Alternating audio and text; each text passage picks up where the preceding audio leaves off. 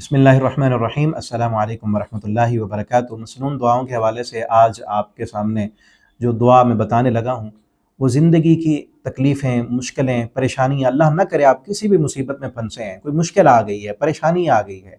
کاروباری مسائل میں کوئی پریشانی ہے، معاملات کے حوالے سے کوئی پریشانی ہے آپ پر، حتیٰ کہ اتنی مشکلیں بھی آ گئی ہیں نا کہ ہر طرف سے اندھیرا ہے،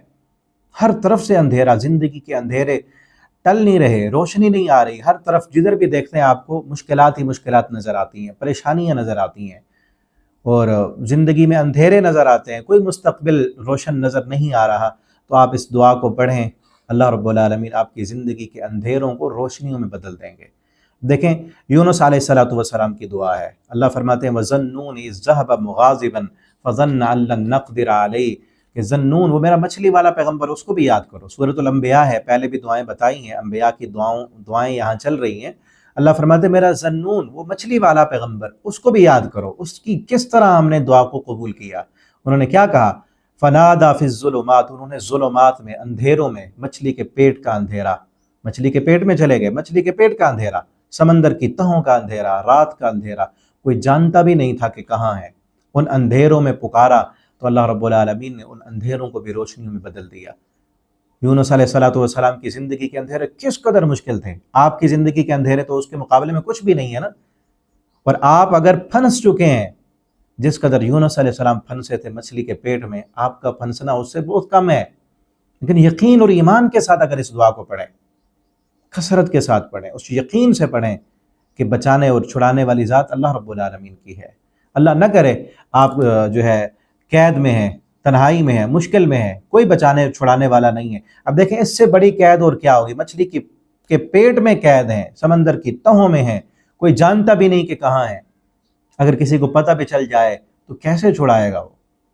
کوئی بھی نہیں چھڑانے والا۔ لیکن جب اللہ رب العالمین کو پکارا، اللہ فرماتے ہیں نادا، ندا دی انہوں نے فی الظلمات، اندھیروں میں، اور کیا کہا؟ اللہ الہ الا انت سبحانک انی کنت من الظالمین، کہا کہ اللہ تیرے علاوہ کوئی الہ نہیں، لا الہ الا انت، کوئی الہ نہیں مگر تو، سبحانک اللہ تو پاک ہے، میں جو یہاں پھنسا ہوں، انی کنت من الظالمین، ظالم میں ہوں، قصور میرا ہے، میرا قصور ہے، میری غلطی، اپنی غلطی کا اعتراف کیا، اور اللہ رب العالمین کی خالقیت کا، اللہ کی وحدانیت کا اقرار کیا، تو اللہ رب العالمین نے ان کو مچھلی کے پیٹ سے نکال دیا، اس مصیبت سے، اس مشکل سے نجات دے دی۔ اللہ فرماتے ہیں فاستجبنا لہ، ہم نے اس کی دعا کو قبول کیا، ونجیناہ من الغم، اور ہم نے اس کو اس مصیبت سے نجات عطا کی، انی وکذالک ننجی المؤمنین، اللہ فرماتے ہیں اسی طرح ہم مومنوں کو نجات دیتے ہیں۔ اس میں یہ دلیل ملتی ہے، اللہ فرماتے ہیں جس طرح ہم نے یونس علیہ السلام کو نجات دی تھی مشکل سے، کذالک ننجی المؤمنین، اسی طرح ہم مومنوں کو نجات دیتے رہتے ہیں۔ اگر ہمارا ایمان مضبوط ہو، مکمل یقین کے ساتھ کسی بھی مشکل اور مصیبت میں اس دعا کو پڑھیں، کثرت کے ساتھ پڑھیں، کثرت کے ساتھ۔ اصل نا بعض دفعہ ہماری دعاؤں کا اثر اس لیے بھی نہیں ہوتا کہ جب دعا ہم وظیفہ سنتے ہیں، کوئی دعا سنتے ہیں، قرآن میں پڑھتے ہیں، تو ہم ذہن میں کیا ہوتا ہے کہ چلیں آزما لیتے ہیں،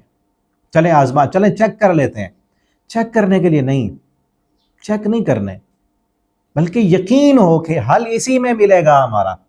اگر ایک دفعہ پڑھنے سے نہیں حل ملا، پھر پڑھیں۔ ہمارے پڑھنے میں تو کمی ہو سکتی ہے، لیکن قرآن کے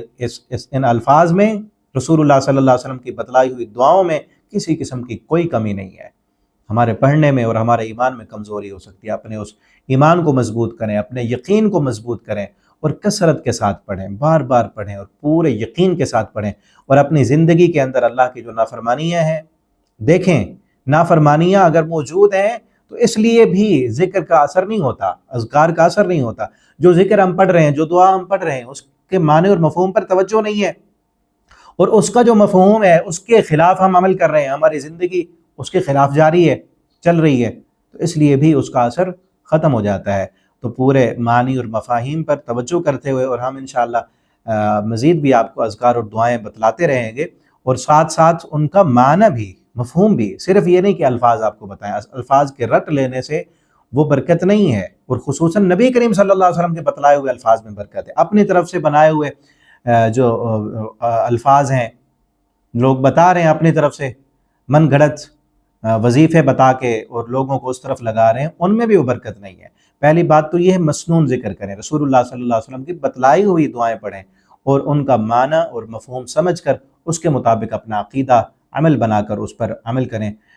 تو انشاءاللہ برکتیں بھی ہوں گی۔ تو اس دعا کو یاد کر لیں، بہت مختصر سی دعا ہے لیکن عظیم فائدے ہیں اس کے۔ نبی کریم صلی اللہ علیہ وسلم نے بھی اس دعا کے بارے میں فرمایا ہے کہ جس دعا کو یونس علیہ السلام نے پڑھا، اللہ نے ان کو مشکل سے نجات دی۔ آپ فرماتے ہیں کہ میری امت کا کوئی بھی بندہ کسی مشکل میں اس دعا کو پڑھتا ہے تو اللہ رب العالمین اس کو بھی اس مشکل سے نجات عطا کرتے ہیں۔ اللہ رب العالمین پہلے دعا اللہ ہمیں مشکلوں سے بچا لیں، اور اگر کوئی مشکل آئے بھی صحیح تو اللہ رب العالمین ان دعاؤں کی برکت سے ہمیں ان مشکلوں سے نجات عطا کر دیں۔ اور اگر ہمارے کوئی بھائی کسی مشکل میں ہے، مصیبت میں ہے، اللہ رب العالمین ان کو مشکلوں سے، مصیبتوں سے نجات عطا کریں۔ السلام علیکم ورحمۃ اللہ وبرکاتہ۔